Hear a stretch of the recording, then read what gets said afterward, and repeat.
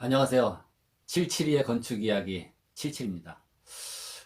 오늘은 뭐 좀 좋은 소식은 아닌데 2018년 보내면서 사고가 하나 생겼어요. 어, 강남 삼성동에 오피스텔 15층짜리 빌딩이 있는데 균열이 가면서 갑자기 입주자들은 다 퇴거 명령을 받고 지금 문제가 생기고 건물이 붕괴할지도 모르겠다. 지금 상당히 좀 위험한 상황입니다. 그래서 2019년은 보다 안전을 기원하면서 긴급 진단과 분석을 좀 해보겠습니다. 그래서 그 명백한 세 가지의 그 붕괴 조짐의 그 원인이 나타나고 있습니다. 제가 이런 영상에서 이걸 다루는 이유는 저는 토목 재료 시험, 그러니까 과거에는 토목 재료 시험이라 그랬는데 요즘에는 국가 자격 명칭이 바뀌어서 건설 재료 시험입니다. 그러니까 주로 뭐를 하냐 하면은 뭐 여러 가지 건축 건설 재료에 대한 분석과 시험 이런 거를 하게 되죠. 제가 한 그때 지금 한 20년 됐나요? 정확히 모르겠는데 꽤 오래 전에 제가 1회 때인가 2회 때 그 국가 자격인데요. 콘크리트 슬럼프 테스트. 이제 1차 필기 외에 이제 2차에서 실내에서 하는 내업 외에 외부에서 하는 시험 중에 테스트 중에 슬럼프 테스트, 그 다음에 세멘트 품질 하는 시험이 있어요. 세멘트 비중 시험, 그 다음에 골재 체가름 시험, 그 다음에 흙의 안밀도 시험. 이렇게 아마 시험 그 실기 문제가 나왔었던 것 같아요. 그래서 제또 그 분야하고 같은 분야이기 때문에 굉장히 뉴스가 제 눈에 와서 닿습니다. 1995년도인가 삼풍백화점도 구조적인 결함, 또 옥상층의 과다한 하중의 증가, 냉각탑 등 이런 것 때문에 붕괴가 됐죠. 500명 이상 사망을 했습니다. 뭐 부상자는 이루 말할 것도 없고요. 그래서 요 문제가 된 지금 요 대종 빌딩도 1991년에 그 남광토건에서 시공을 하고 준공을 했는데 규모가 옛날에 그 삼풍백화점보다 훨씬 커요. 지하 7층, 지상 15층. 그러니까 모두 22개층이 되겠네요. 그래서 연면적이 한 4,799 스퀘어미터. 그러니까 평수로 하면 어떻게 돼요? 한 4,500평 정도 이렇게 됩니다. 그래서 여기 한번 그림을 보시면은 지금 요 문제가 된 게 지금 기둥이 붕괴가 되고 기둥이 부서지기 시작하니까 박리가 된다 그러죠. 요 지금 설명하겠지만 이 피복했던 콘크리트가 철근 바깥에 있던 그 콘크리트가 부스러져 나갑니다. 그래서 지금 요 스크류 잭 서포트를 받쳐놨어요. 근데 이것도 지금 사진상으로 봐서 좀 문제인데 여러분들 자동차 뭐 바퀴 타이어 갈아 낄때 잭업을 시키죠. 근데 그 잭을 자동차 어디다가 받치냐고 중요합니다. 아무데나 받치면 안 돼요. 자동차 밑에 들어가서 그 잭업을 아무데나 놓고 막 받치면 철판이 그냥 찌그러집니다. 그래서 어디요? 자동차도 뭐 지프 같은 건 프레임이 있지만은 승용차도 마찬가지. 그 밑에 잭을 받칠 수 있는 포인트가 있습니다. 그 프레임 역할을 하는 데가 있어요. 실제적인 프레임은 아니더라도 그 두껍게 자동차를 접어가지고 거기에는 잭을 업을 시켜도 자동차가 망가지지 않는 부분이 있어요. 근데 여기 지금 사진에서 보면은 기둥 주변에 그냥 뭐 슬라브 바닥을 다 잭 서포트를 받쳐놨어요. 이게 뭐냐면은 원형 파이프 밑에 스크류가 달려 있어요. 스크류. 그래서 나사를 어떻게 돼요? 나사를 돌리면 나사가 어떻게 돼요? 빠져나오면서 길이가 길어지겠죠. 또 나사를 돌려 넣으면은 길이가 짧아지고. 그래서 요거를 그 한마로 때려가지고 엄청난 힘으로 때려도 망가지지 않아요. 때려서 이 나사를 조절해가지고 이걸 서포트를 길게 만들어요. 점점 길게 만들면 어떻게 돼요? 이 바닥하고 여기를 밀겠죠. 그렇지만 이 콘크리트 건물에서 이 주요 구조부, 뭐 보라든지 기둥 이런 보 같은 데를 받치면 모르는데 이런 바닥을 받쳐도 이런 육중한 건물에서는 큰 힘을 못 받습니다. 철근 콘크리트 요 바닥 요 최소 두께는 8cm밖에 안 돼요. 기준에 물론 8cm보다 더 했겠지만은 어쨌든 이렇게 막 급하니까 파이프 서포트, 스크류 잭 서포트를 받쳐놨어요 지금. 그 다음에 여기 이제 문제가 됐던 건 이제 뭐 설계 변경부터 해서 뭐 원래는 이제 사각형 기둥이었는데 이런 말이 나오고 쭉 한번 보시면은 이거 제가 이제 디테일한 설명 드리기 전에 사진으로 좀 보세요. 이게 지금 기둥 따라 이렇게 세로 철근이 주철근입니다. 주철근. 여기 이렇게 띠처럼 둘른 거는 말 그대로 띠철근, 후프근이라 그래요. 근데 이게 이렇게 스파이럴로 쭉 나선형으로 돌아가게 지금 해놨는데 이게 이제 스파이럴 철근이라 그럽니다.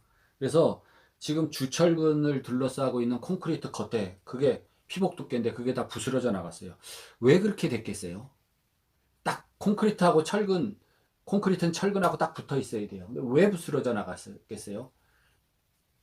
과도한 압력이 있을 수가 있다. 그렇지만 과도한 압력이라는 건요, 어, 큰 변동이 없었어요. 뭐 지진이라든지 뭐 위에다가 뭐 예기치 않은 뭐를 얹어놓은 것도 아니고 설계에서 다 그걸 계산해서 기둥 단면을 결정을 하는데 과도한 하중이 아니라 일반적인 하중을 부실 시공에 의해서 기둥이 견디지 못하는 거죠.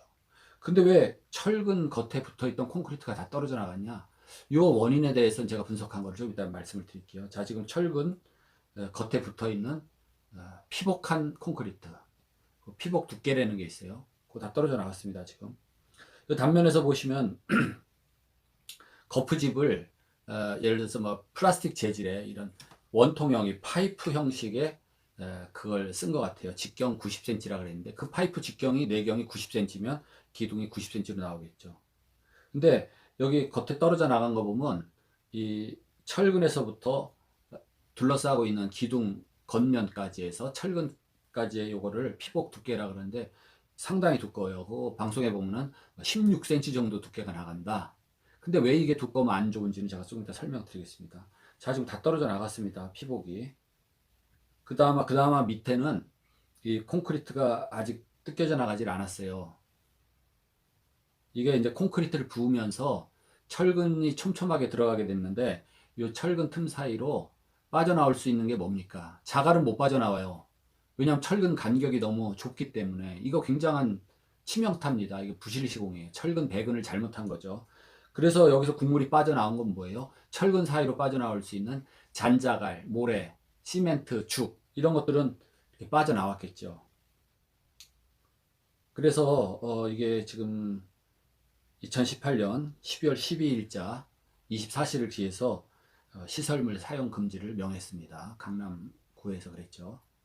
이 건물의 뭐예요? 사용 승인도 강남구에서 하지만 또 사용 금지 제3종 시설로 아마 이게 규정됐을 거예요. 제3종 시설물.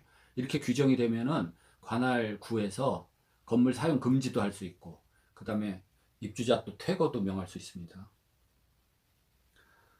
와, 이거는 지금 세로 철근 확대한 단면인데요.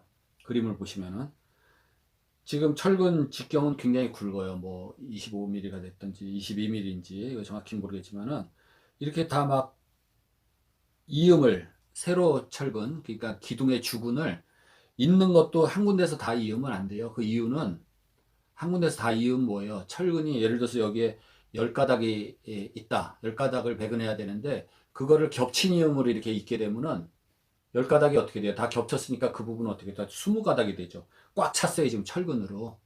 여기다 콘크리트를 부으면은 콘크리트가 어떻게 빠져나갈 길이 없습니다. 물론 콘크리트 중에 국물은 빠져나가요. 세멘트 죽.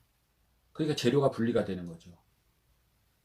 이 콘크리트 강도도 제대로 안 나옵니다. 아무리 내가 레미콘 주문할 때 제 동영상에 레미콘은 직접 주문해서 씁시다 하는 그 동영상인데 거기서도 설명드렸지만은 콘크리트 아무리 강도 높은 걸 부르면 뭐합니까?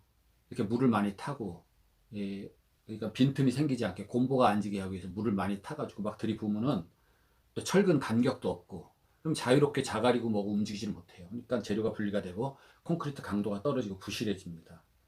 뭐 스크류잭 서포트를 정신없이 받쳐놨는데 이게 참 어떻게 보면 세 발의 피가 될 수 있어요. 이 육중한 건물 지금 15층 건물이에요.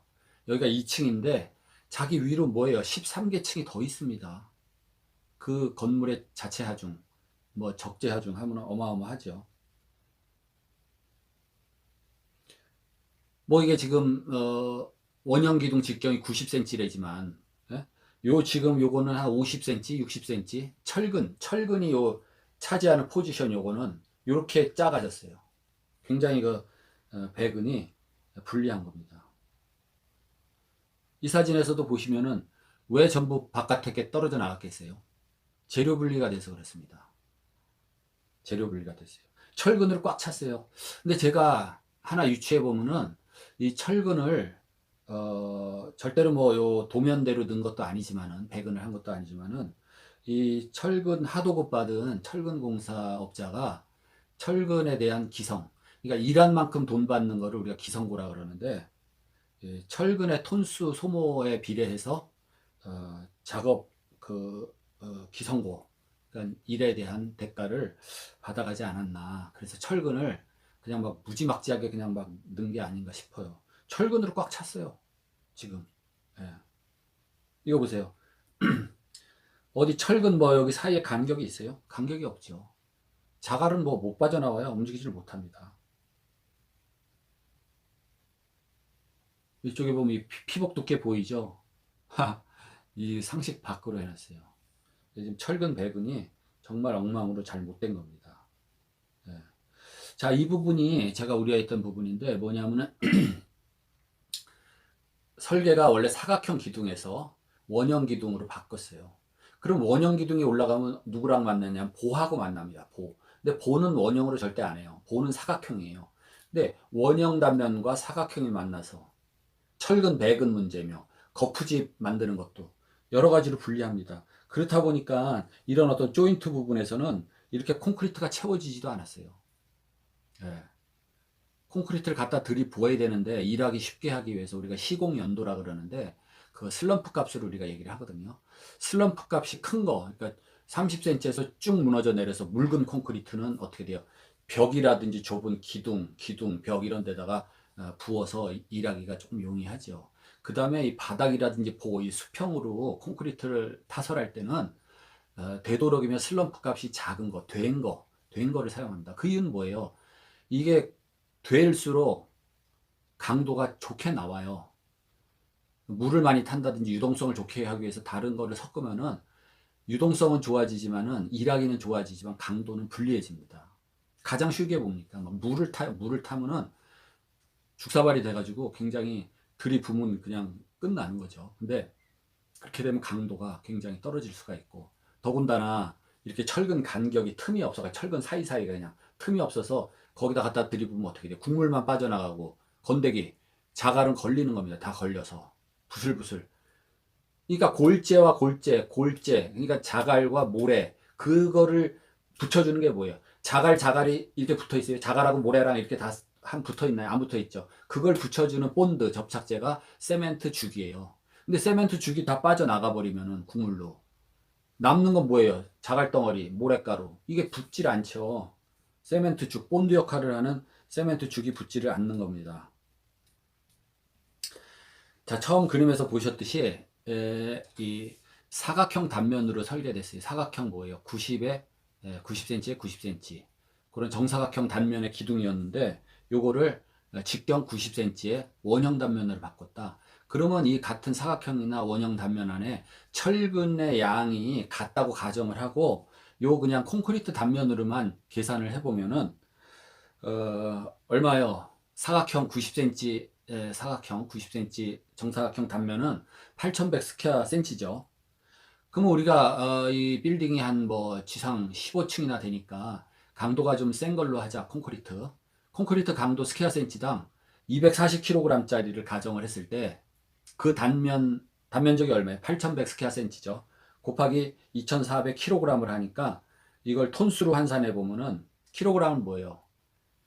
나누기 1000을 하면은 톤이 되죠. 약 2000톤이다. 근데 원형 단면을 계산해서 보니까 약 2000톤이 안 되고 한 1526톤? 1500톤? 이렇게 해서 한 500톤이 로스가 나는 거예요.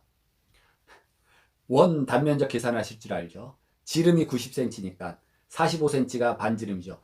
반지름 곱하기 반지름 곱하기 3.14 하면 단면적이 나오죠. 단면적 곱하기 단면적이 뭘로 나왔어요? 스퀘어 센치로 나왔죠. 단면적이. 그러면 그거를 스퀘어 센치당 콘크리트 압축 강도, 허용 압축 강도 240kg짜리를 240을 곱하면 총 콘크리트 그 기둥 단면에 받을 수 있는 킬로그램 나와요. 그러니까 킬로그램 너무 저거 하니까 톤으로 환산을 하면은 나누기 1000을 하면 약 한 1500톤. 아까 사각형 기둥은 2000톤. 500톤이나 로스가 나죠. 500톤. 와, 500톤이면 이게 자동차 한 대를 뭐 평균 2000kg, 2톤이라고 하면 500톤 로스가 나면 자동차 25대. 아, 250대네. 250대 무게. 그것도 기둥 한 개. 그 정도 무게를 더 받을 수 있는 거를 손실이 로스가 난 거예요. 코끼리 한 마리가 무게가 얼마야? 한 아프리카 코끼리하고 인도 코끼리하고 좀 달라요, 무게가. 아프리카 코끼리 한 5톤이 넘고 인도 코끼리, 아시아 코끼리는 5톤이 좀 안 될 수도 있고요. 평균 한 5톤을 잡으면 100마리 무게네요. 예? 500톤, 500톤이나 차이 나면 코끼리 100마리를 이렇게 받칠 수 있는 기둥의 그 힘이 떨어진 거예요. 문제입니다. 이렇게 됐어요. 그 다음에 이제 피복 두께 그 문제가 있는데, 피복 두께라는 게 뭐 때문에 중요하냐? 피복 두께. 여기서 보면은 이제 빨간 게 기둥이니까 그 세로, 빨갛게 칠한 게 그 세로 철근, 그걸 주철근이라고 합니다. 그 다음에 녹색 철근이 그 빨간 철근을 이렇게 감아놨죠.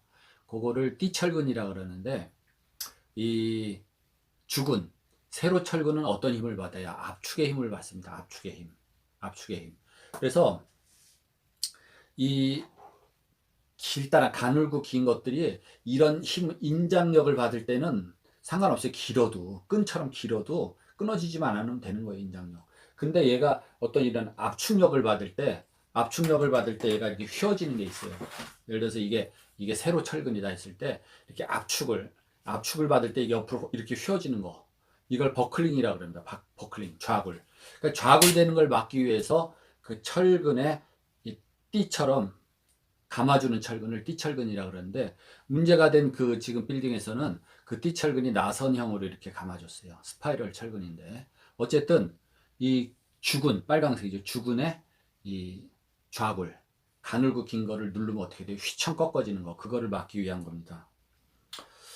그래서 피복 두께라는 거는 요 맨 가장자리 철근이 어떤 겁니까? 요 띠철근이죠. 이 주근의 밖에 있으니까 띠철근. 띠철근 표면에서 이 기둥, 콘크리트의 표면까지 요 두께를 피복 두께라 그래요. 보통 뭐, 이 바깥에 뭐 어떤 미장을 한다든지 그러면 2cm도 가능하고, 3cm 또는 뭐 흙에 묻히는 데는 또 뭐 1cm 더해 4cm. 근데 이 피복 두께는 이 뭐 허용하는 조건 내에서 가장 작게 할수록 구조적으로 튼튼할 수가 있어요. 피복 두께의 역할은 제가 또 얘기를 드리겠는데, 피복 두께의 필요성이 뭡니까? 세 가지로 요약할 수가 있어요. 첫째, 이제 내구성입니다. 내구성. 내구성인데, 내구성은 뭐냐면은 다행히 이 시멘트, 그러니까 콘크리트가 알칼리성입니다. 근데 철근은 알칼리성에서는 부식, 산화되지 않아요. 녹슬질 않습니다. 철근이 녹이 슬게 되면 어떻게 되냐면 철근 표면이 녹이 나면서 부풀어 올라요. 녹이. 그래서 철근을 둘러싸고 있는 콘크리트가 이렇게 박리될 수가 있습니다. 떨어져 나가요. 그래서 골재에 어떤 바다에서 골재를 퍼다 쓴다, 바닷모래를 쓴다 그러면 염분이 섞여서 철근의 부식의 원인이 될 수 있고, 그 부식으로 인해서 철근을 둘러싸고 있는 그 콘크리트가 떨어져 나가 박리가 될 수 있고, 그래서 부실이 될 수가 있습니다. 어쨌든 근데 이 일반적인 골재는 그런 뭐 염분이 없기 때문에 내구성은 다 알칼리성. 그러면 이 피복 두께에 따라서 처음에 알칼리였던 콘크리트가 점점 중성화되는데, 피복 두께가 한 3cm 되면은 중성화되는 연도가 어떻게 되냐면 한 60여 년 후에, 64년 정도 계산. 피복 두께가 한 1cm 늘어 4cm 된다면 100년 남짓, 105년 정도 되면 중성화가 돼요. 그러면 그때 가서 여기서 점점 알칼리였던 걸 점점 해를 거듭하면서 한 60년 되면은 중성화가 돼서 녹이 날 가능성이 있다. 뭐 이런 겁니다. 그래서 내구성의 문제 때문에 피복을 한다. 두 번째, 내화성입니다. 내화성. 내화성이라는 건 뭐냐면 화재가 났을 때, 건물에 화재가 났을 때 건물 화재가요 무섭습니다. 한 불과 5분 10분 만에 화재 온도가 한 1000도씨 올라가요. 1000도씨. 그러면 이제 이게 철근 콘크리트에서 이 철근이 한 200도씨까지 온도가 올라가면요, 별로 강도의 지장을 안 받아요. 예, 상온하고 똑같습니다. 근데 이게 온도가 더 올라가서 한 600도까지 올라갔다 하면 철근이 강도가 2분의 1로 떨어져요. 그 다음에 엄청 이게 늘어납니다. 뜨거워서 처리되다 보니까 늘어나면서 이 건물 붕괴 위험이 생겨요. 이 같은 단면에서 콘크리트에 비해서 압축력을 받을 때 철근은 이 같은 단면적의 콘크리트보다 한 15배 힘을 받아요. 그러니까 화재가 나서 강도가 2분의 1로 떨어진다고 하면 붕괴될 가능성이 커집니다. 그 온도가 한 600도 정도.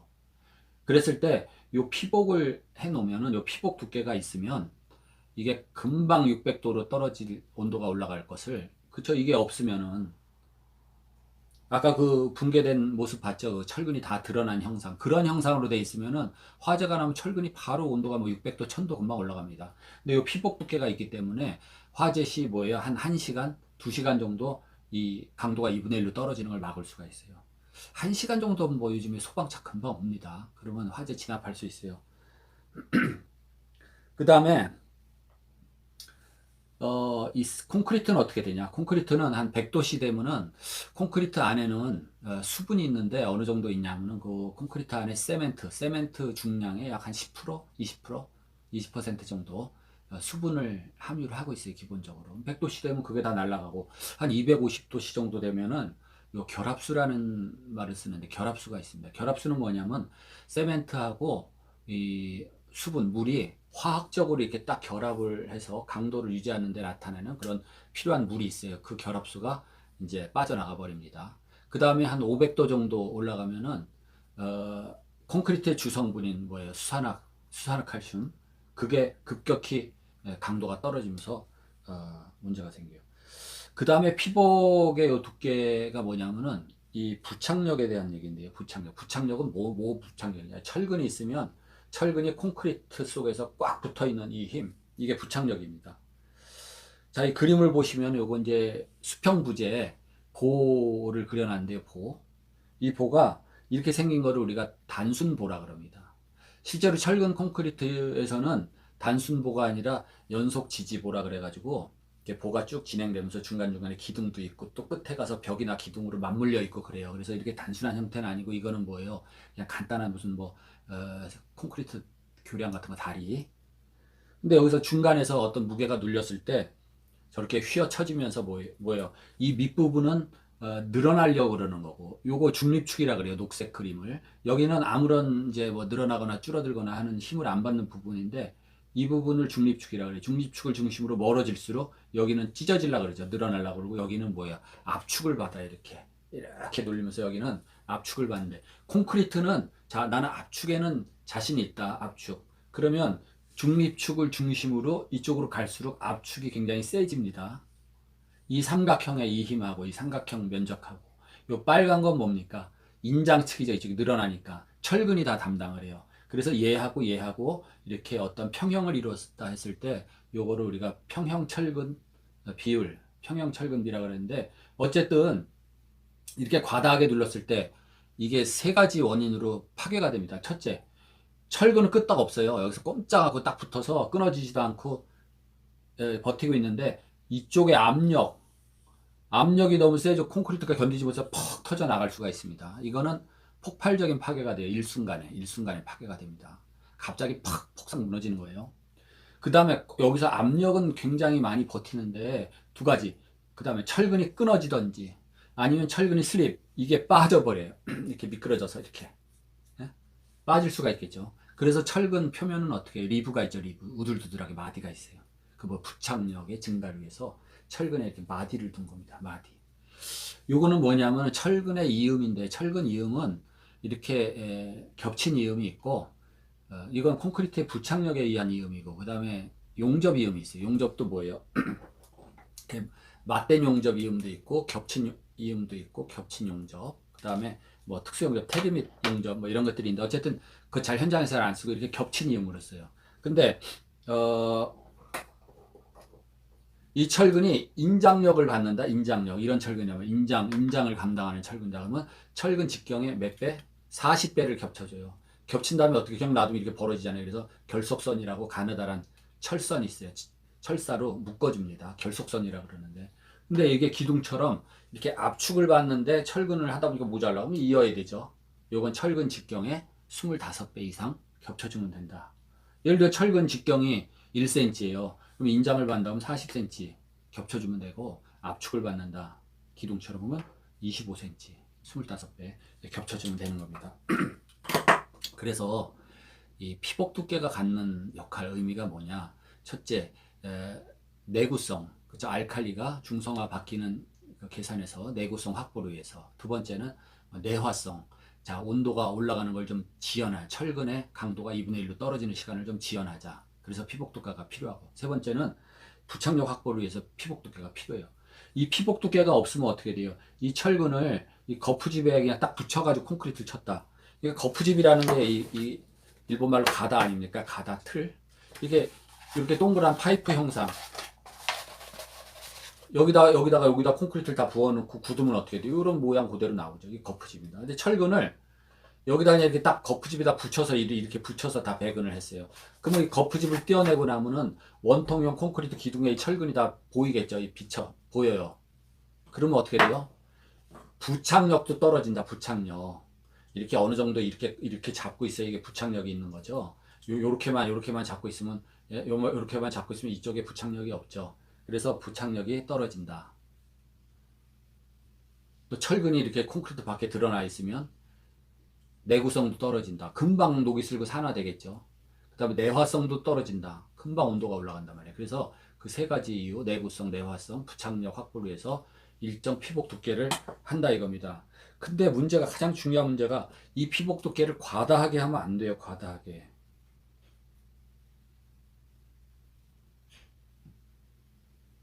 중요한 게 이제 최소한의 피복 두께다. 이거 무슨 그림이냐면 이 콘크리트, 원형 콘크리트의 기둥에 뭡니까? 이 하얀 점이 왜 나타나나? 네. 요 기둥의 직경은 같아요. 근데 뭡니까? 철근 배근을, 얘는 피복 두께를 한 3cm만 했고, 얘는 피복 두께를 한 15cm를 했어요. 그러니까 여기 이쪽에 15cm, 이쪽에 15cm 빼면 뭐예요? 30cm가 줄어가지고 이게 90cm 중에 가운데 뭐예요? 60cm네요. 얘는 뭐예요? 얘는 60cm 요런 원이고, 얘는 3cm, 3cm 빼면 6cm 빠지죠. 90cm에서 6cm 빠지면은 84cm 원입니다. 이렇게 됐어요. 근데 얘가 기둥에서는 뭐 큰 문제가 안 되는데, 요런 형상이 됐을 때 요거를 여러분들이 그냥 파이프다, 파이프. 요건 직경 60cm 파이프, 요거는 아까 뭐예요? 3cm씩 빼면은 84cm의 파이프다, 이렇게 가정을 해놓고 파이프를 옆으로 눕혀놓고 한번 휨을 해봐요. 눌러봐봐요. 이게 이게 휨에 대한 어떤 저항을 갖나? 그러면 우리가 생각하기 좋게 요 녹색 원을 뭐 직경 1cm, 파랑색 2cm, 검은 거를 3cm 이렇게 가정을 해봤어요. 그래서 계산을 해보면은 이런 원형 이런 막대기로 휘는데 꽉 찬 원형, 우리가 환봉이라 그러는데요. 환봉이나 가운데가 이렇게 뽕 빈 파이프나 겉에 직경이 같을 때 큰 차이가 없습니다. 자, 계산해 볼게요. 이 휨 저항, 우리가 단면 2차 모멘트라는 걸 쓰는데, 그거 뭐 어지러우니까 그거 저거 하실 필요 없을 것 같아요. 휨에 견디는 힘이 어떻게 작용하냐면, 이게 직경이 D라면은 이거 다 필요 없어요. 64 뭐 파이 이거 다 필요 없고, 자, 이 직경의 4제곱의 비례를 한다. 4제곱에. 뭐 직경의 비례도 아니고 뭐 곱하기 2의 비례도 아니고 4제곱의 비례를 합니다. 우리 사각형에서 휨은 요 이제 세제곱이 나오는데 요 4제곱. 그래서 한번 이거를 이제 가정을 해봤어요. 이 D가 1cm일 때, 2cm일 때, 3cm일 때. 네? 뭐 1cm는 뭐 4제곱을 하나, 뭐 몇 제곱을 하나, 1. 요거 2cm 때는 16.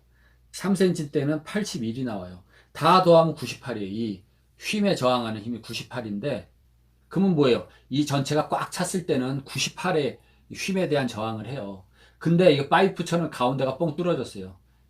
테두리 1cm만 있다. 그러면 걔 혼자서 얼마를 81을 견딘다 이 말이에요. 그러면은 81하고 98하고 별 차이 없다. 별 차이가 없다. 무게만 잔뜩 무겁지. 그래서 파이프를 많이 쓰는 이유가 그거예요. 파이프가 가볍고 힘을 많이 쓴다. 그 파이프 형상이 그렇게 돼 있어요. 그래서 자전거도 파이프로 돼 있고 뭐 파이프로 된 거 많죠. 힘 많이 써요. 그 다음에 뭐 날아다니는 새도 가볍고 튼튼해야 되잖아요. 뼈다구가. 그러면 뭐 독수리 같은 거, 예? 여러분 닭고기 많이 다 이렇게 뼈가 파이프 형상으로 가운데 비었어요. 그래도 힘을 많이 쓴다. 그래서 어쨌든 이제 그래서 자, 이게 똑같잖아요. 얘가 기둥도 압축만 받는 게 아니에요. 횡력도 받아요. 뭐 주차 빌딩 같은 거라든지 뭐 어떤 바람이 불 때 뭐 지진 났을 때 그 얘가 유리해요. 얘가 유리해요. 이게 이렇게 단면적이 작은 게 유리해요. 큰 게 유리해요. 이 직경의 4제곱의 비례를 하는데 예?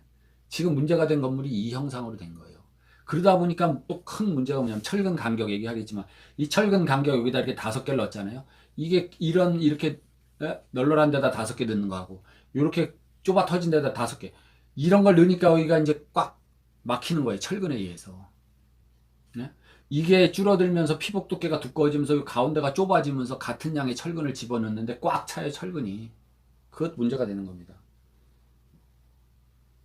그래서 여기서 철근 간격 얘기가 나오는데 이 개념의 철근 간격은 그 우리 여기 공학회에서 제시하는 게 있습니다. 철근 간격이라는 거는 철근 죽은 굵기에 최소한 1.5배는 돼야 된다.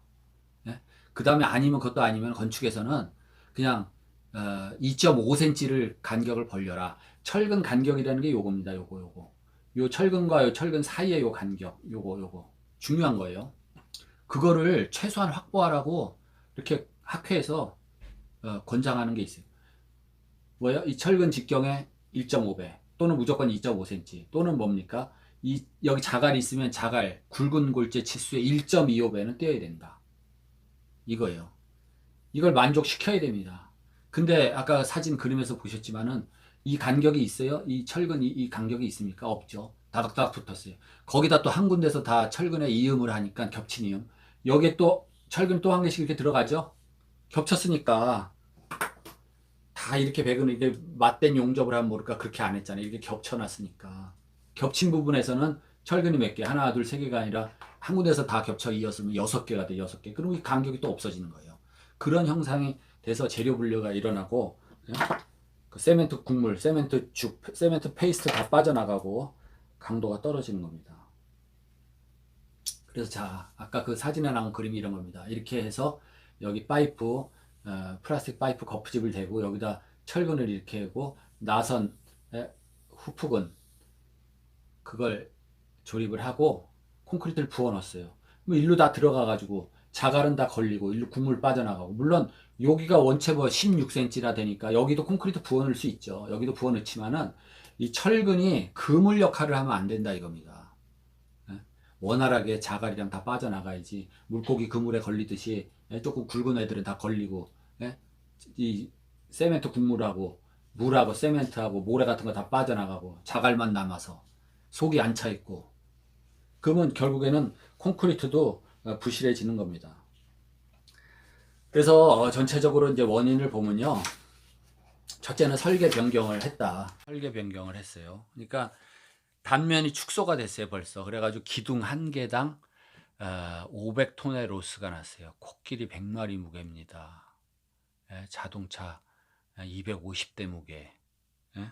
기둥 하나가 그 능력을 잃어버렸어요. 그럼 기둥 10개면 뭐예요? 곱하기 해보세요. 엄청난 건물에 어떤 힘을, 기둥이 갖는 힘을 잃었다.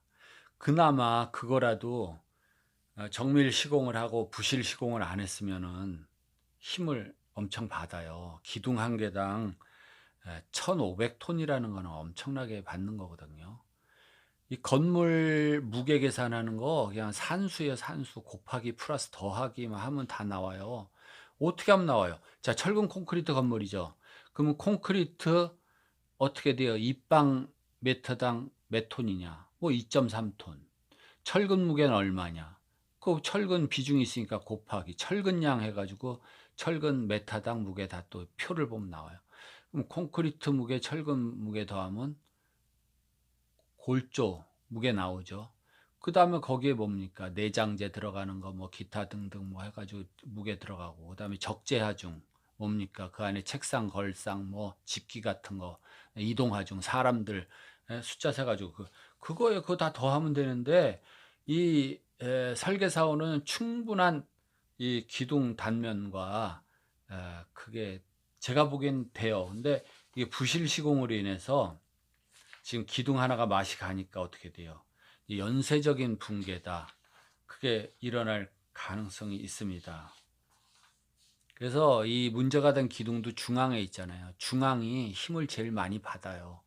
이 외벽 쪽으로 가면은 벽 자체가 콘크리트 힘을 받고 어쨌든 그래서 첫째 원인은 설계를 무시하고 뭐 설계를 어떻게 변경을 했는지 승인을 받았는지 모르겠는데 사각형 단면에서 원형으로 줄면서 단면 줄면서 500톤 로스 기둥 하나당 또 원형과 뭡니까 사각형 보의 만남에 있어서 불리한 거. 그다음에 두 번째는 철근 배근이 부실했어요. 그게 원인이 돼서 또 두 가지가 파생됐는데 뭡니까? 불필요한 피복 두께가 두꺼워지면서 그 안에 배근 단면적 작아지면서 철근 간격이 좁아지죠. 좁아지니까 어떻게 돼요? 철근 간격을 확보 못했으니까 아까 얼마 확보하라 그랬어요? 철근 죽은 직경에 1.5배 또 무조건 또는 2.5cm. 왜냐하면 굵은 골재 최대 치수가 건축에서 25mm 씁니다. 그 다음에 굵은 골재의 1.25배죠. 1.25배, 굵은 골재 1.25배 또는 2.5cm. 이거를 지키지 않았어요. 그러다 보니까 어떻게 돼요? 재료 분리가 일어난다. 재료 분리가 뭐예요? 어? 콘크리트 안에 뭐가 들어있어요? 굵은 골재 자갈, 세 골재 모래, 그 다음에 물하고 세멘트가 화학 반응으로 접착제가 되죠. 세멘트 죽인데 물하고 세멘트 섞으면 세멘트 페이스트. 얘가 뭐예요? 이 골재를 다 예? 휘감고 저거에서 접착을 해버리죠. 접착을 해요. 그래서 골재하고 골재 사이의 틈, 거기에 세멘트 죽이 꽉 차야 되죠. 그리고 이게 서로 나눠지면 안 돼요. 골고루 섞여야 돼요. 근데 철근 간격이 없으니까 뭐예요? 국물만 빠져나갔다. 그러니까 물하고 세멘트 죽하고 뭐 모래알갱이 같은 건 빠져나가고 건더기만 남았다. 그 거푸집 딱 떼어보면 어떻게 됐어요? 꽉 안 채워졌겠죠. 뭐 예? 거기 어떻게 했겠어요? 또 뭐 예? 이렇게 발라가지고 채워 넣겠죠. 임시로 눈 가림 하느라고 예? 고무장갑 끼고 막 밀어 넣던지 하여튼 미장을 했던지 그게 강도에 절대 보완이 되지 않습니다. 그래서 이런 복합적인 원인으로 문제가 생겼어요.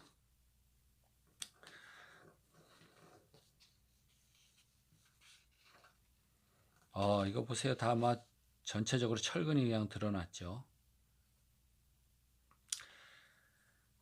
그리고 더구나 같은 곳에서 같은 위치에서 철근을 다 잇다 보니까 막 철근이 꽉 찼네요. 꽉 찼어요. 예.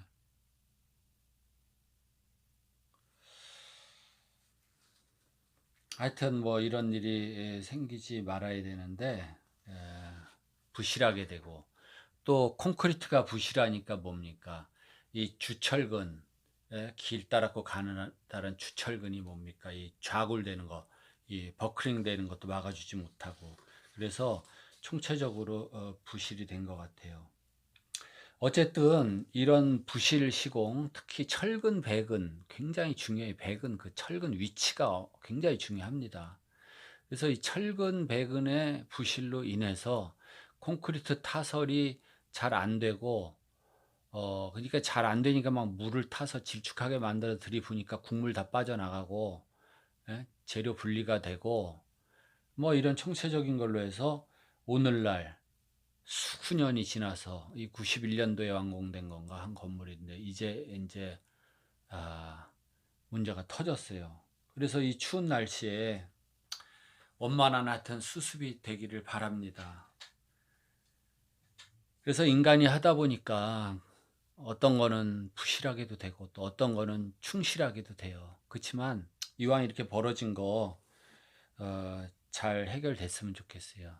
지금 제가 알기로 그 건물에 소유주가 한 100명이 넘어요. 그러니까 여러 명이 되다 보니까 의견이 이렇게 합치가 되고 합의가 되기가 좀 어려울 수는 있을 거예요. 그렇지만은 하여튼 다 만족된 결과가 있기를 바랍니다.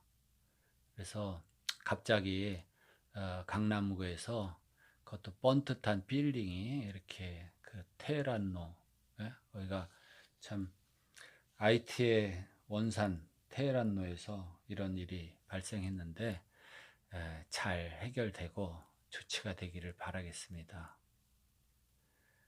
다음 시간에 또 좋은 영상으로 만나 뵙겠습니다. 고맙습니다.